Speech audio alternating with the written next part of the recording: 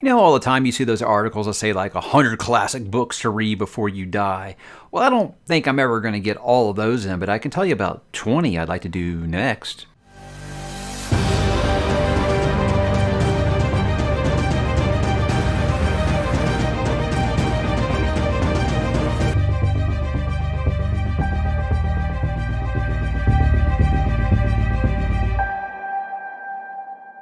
Hey, what's up, bookworms and classic book lovers? Mike back again today to talk some classic books, as we have done in the past. But today we're going to be talking about 20 of them that I haven't read that I'd like to. And this idea came up because on the server lately, the Discord server, a lot of people have been talking about classic books. And I love that because if you go into a little bit of a history lesson on what I feel about classic books, I did a video a while back about 14 classic books that I love. One of the most popular videos on the channel, and I've even been emailed by university professors that they showed that video to get some of their classes excited about some of those classic books. That's right here. I love that. I love that. I hate this idea that classic books are stuff that is forced upon you to read in high school and you hated it and things like that. So I like to make sure I give the love to some of the classics. Now with this, it's going to be ones that I haven't read.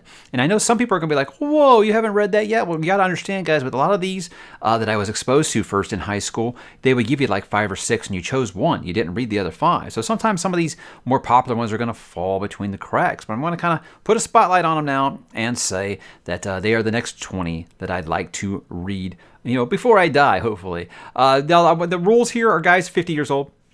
I get a lot of pushback about, well, what dignifies, what classifies something as a classic? Does it have to be a certain amount? Does it have to be 100 years old? What's the deal? So with me, I say anything, 50 years, 1972 or before. I think 50 years is a good way to put it. For me, if something's over 30 years old and they still talk about it constantly, it's still on reading lists and things like that, I think you can pretty safely call it a classic because I think it takes at least 30 years to examine a legacy.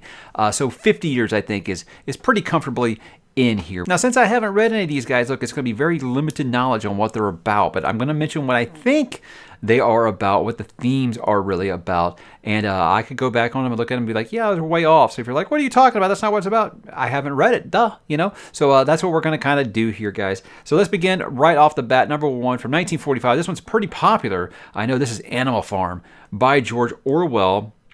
Now, I believe that this is a story that's an allegory on, power, absolute power, corrupting absolute. It's an age-old tale that I think that, you got to have a guy like Orwell that's going to tell it probably in a way that I haven't actually heard it before. But look, I love 1984. That's the big one there, obviously. So I don't know why I never actually visited this one on my own merit. I don't know. After I did 1984 and did Fahrenheit 451, I felt like this was the next logical step. I just never really went back to it. So that's definitely one that would be on the list because, I've heard very influential things about it. Next up from 1937, this is Of Mice and Men by John Steinbeck. I've been told this is one of the greatest tales of friendship ever told, and that's obviously something that was going to be great for me. I mean, we're talking about more recent. I said the thing that I liked the most about Project Hail Mary this year was it felt like a real true tale of friendship that we don't get enough of. So you give me a sales job like that. I've heard that the ending of this book will make you bawl. When I did my video about books that make me cry, this book came up with a lot of responses for books that really kind of hit people in the feels. So hey, I'm ready for it. Sign me up. It sounds like a good old time. But outside that, I really don't know very much about what's about. So a lot of these guys, I will go off of name recognition on, hey, you know what, that's one of the classics that I think I need to read and have no other reason besides that. Kind of like with this one, 1932, this is Brave New World, right? Aldous Huxley, is that how you say it? Dystopian tale warning about the dangers of technology. Well, could that be any more popular than right now? That sounds like why this is a book that apparently has aged as well as it has, because you can look back at these things and be like, all the warning signs were there, But a lot of those things, I feel like if you want to see that, you can. But I'm really kind of waiting for that book to be like, yeah, this one was right on. Like kind of like what I said when I was reading all the Michael Crichton stuff, and I was like, this guy was at least 5 years ahead of the curve every single time. So I want to see some of these classics like this, these warnings, cautionary tales. If maybe I do see like, yeah, they had it all figured out. 1968, 2001, A Space Odyssey. I read Arthur C. Clarke's what's it called? Childhood's End. Childhood's End. I want to say Children of Men. Not quite the same. Childhood's End was one of my books of the year. It made my final top 10 of the year that I read last year, and it was just an awesome book. So if 2001 can hit me even close to how that went. I mean, that's a book that is still, I mean, I read it in September and it still has not left my mind. I'm always thinking about it. If 2001 can even get a semblance of that, then sure, I'm very, very excited about it. But again, a lot of sci-fi at the time becoming too reliant on technology and why it could be a bad thing. But I think this one really, if I'm going off the movie here, it kind of examines, the cycle of birth, life, and death. I think that would be an underlying theme of this book. But yeah, that's just one of them that, look, I loved Arthur C. Clarke's Childhood Zen, so I definitely want to read more from the man. How about we go all the way back, guys? 1866, here's this Crime and Punishment by Fyodor Dostoevsky. Is that how you say his name? Dostoevsky? I'm never going to say, I always want to say Tolstoy, And yeah, that War and Peace isn't on here, guys. That's it. I have no interest to read War and Peace there. I said it. But Crime and Punishment, I mean, from what I've gathered from listening to discussion about it, is basically the small skinny of it is, a little short skinny of it, long skinny of it, whatever that term is there. I feel like it is about a character that has a superiority complex, but he later develops an inferiority complex about it. So life changes obviously have for this guy, and he looks at things under a different lens when he's on the other side of it, and he's like, wow, okay, well, how about that? Again, that's just one of the classics that I feel like I've just kind of brushed off every time I get a chance to do it, but I definitely think that I owe it to myself because of what I've heard about it. I definitely think this is one that would click for me, and a lot of the I guess the allegory in it would be probably looking at what the time period this was written. It should be very, very interesting to see how it is aged. 1903, guys. This is probably the most popular one on this list because I get this a lot in that other video about why I didn't include it. Well, guys, I can't include something in my 14 favorite classic books of all time if I haven't read it.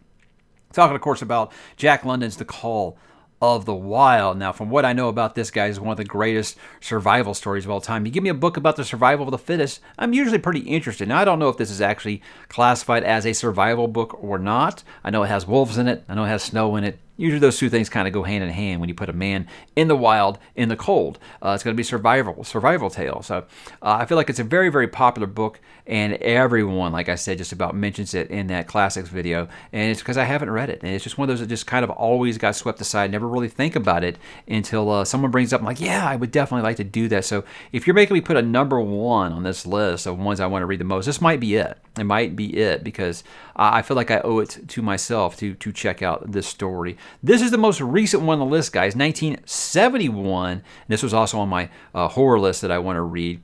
William Peter Blatty's The Exorcist. Now, this has got to be the ultimate tale of faith versus science, right? I mean, you got to think about, in this story, you got to be like, okay, well, no, this girl isn't possessed by a demon. Give me a break. There's got to be some kind of medical problem or something that we can figure out here. That's the science side of it. And then the faith side of it is like, can't think of any scientific condition to have people completely spinning their head around and talking in demonic voices, right? So there's something going on. So I think that is a very, very interesting concept to explore, and I wanted to make sure I got a horror book on here because I really started thinking about it. It's like horror classics, they really want to get Dracula, Frankenstein is always everybody's go-to, but there's got to be so much more, right? But I said Exorcist is definitely the next one that I want to do, though, because I feel like I owe it to myself as a big fan of that movie to check out that book.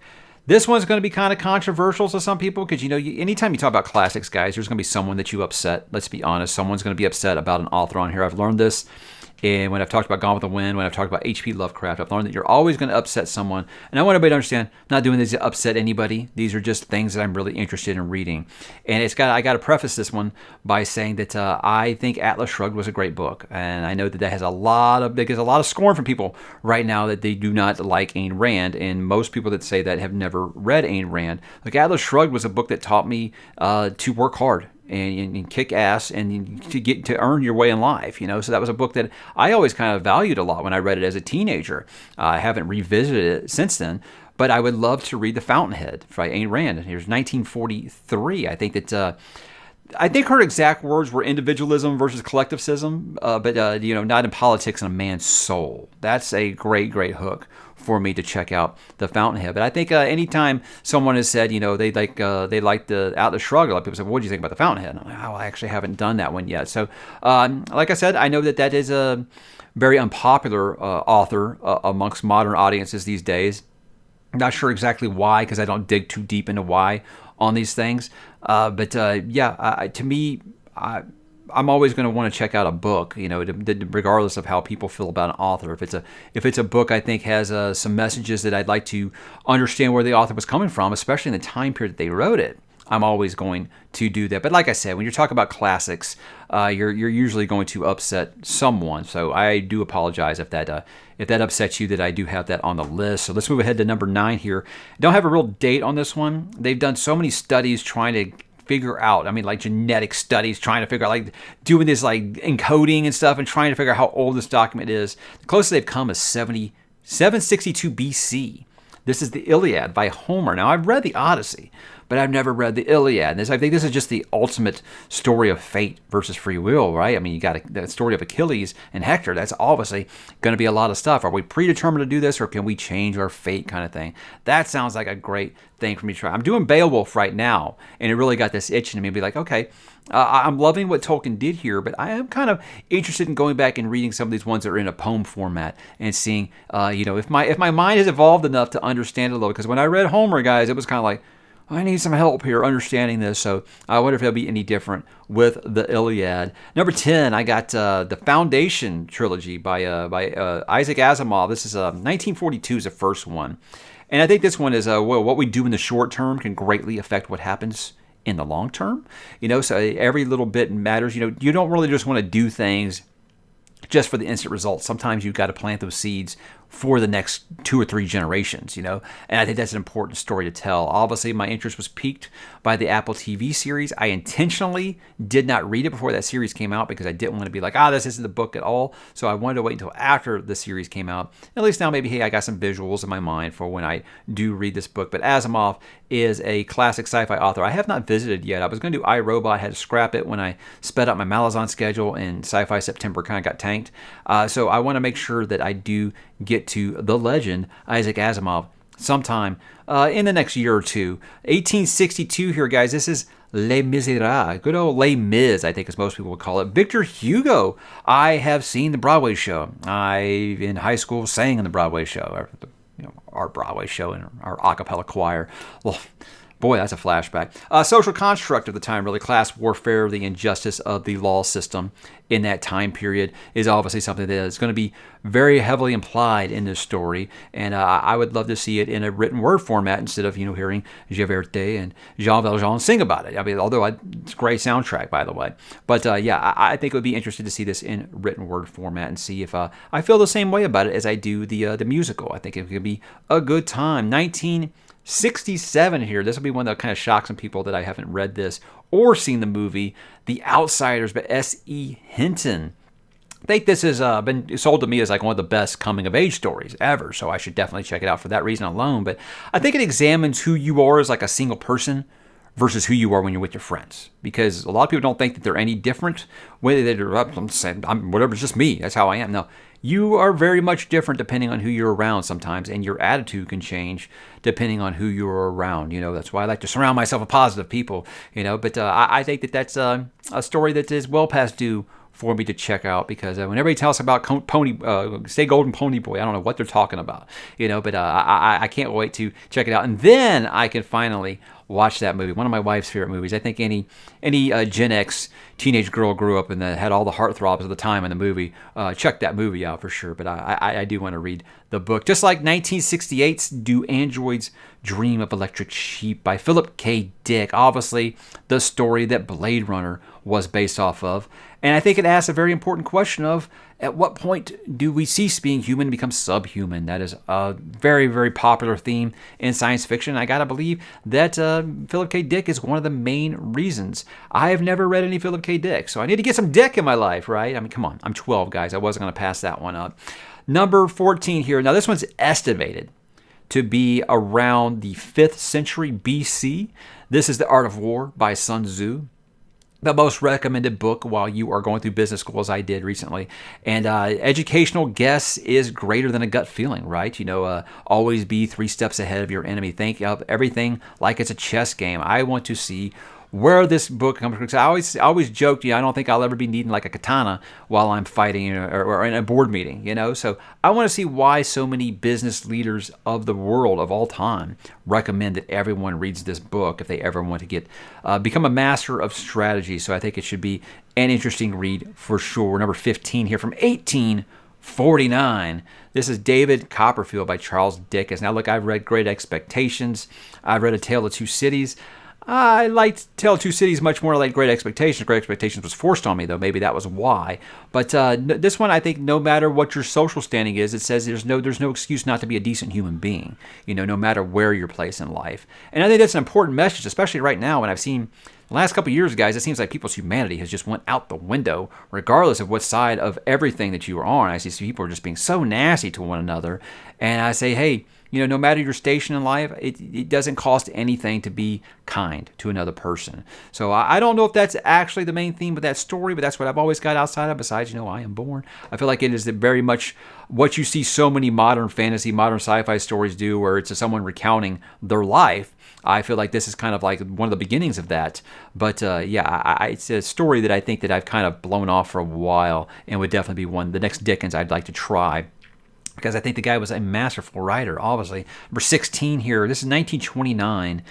This is Ernest Hemingway and A Farewell to Arms. I think the main theme of this story, right, guys, is make love, not war, right? I don't think that there's much more needs to be said about that. With Hemingway, look, I know the guy was a baller writer. The only story I have read by him is Old Man the Sea, which I begrudgingly put on my unpopular opinion 5 classics I did not like.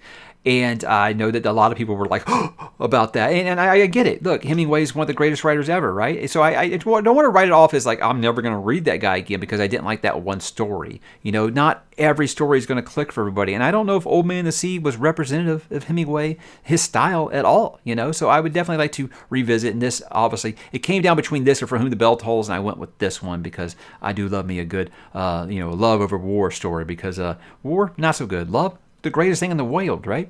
How about 17 here. 1957, this is Dandelion Wine by one of my favorite authors of all time, Ray Bradbury. And this is one of his stories that I haven't read. And I think it's a good old-fashioned coming-of-age tale and coming to grips with the fact that one day we're all going to die. Coming to grips with your own mortality, right? I think that is pretty much, I think a lot of people have said, you feel like your childhood ends the moment that you understand that one day you're going to die, and I think that is something that Ray Bradbury could probably put in beautiful prose and make me be like, that is the most gorgeous thing ever, in a completely dark content, like he usually does when he writes some of his more chilling stuff, like Something Wicked. What else can I say? Ray Bradbury, one of my favorites ever.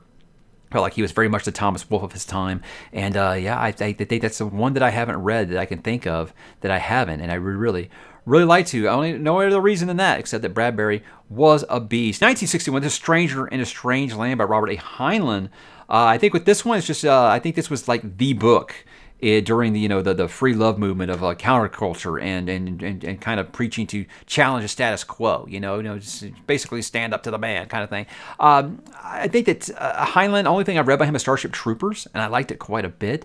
And looking back, there was a few books I was considering from him, but this is definitely probably the one that I've liked the most. And it has nothing to do with the fact that I think it's a great song. Is it by Iron Maiden?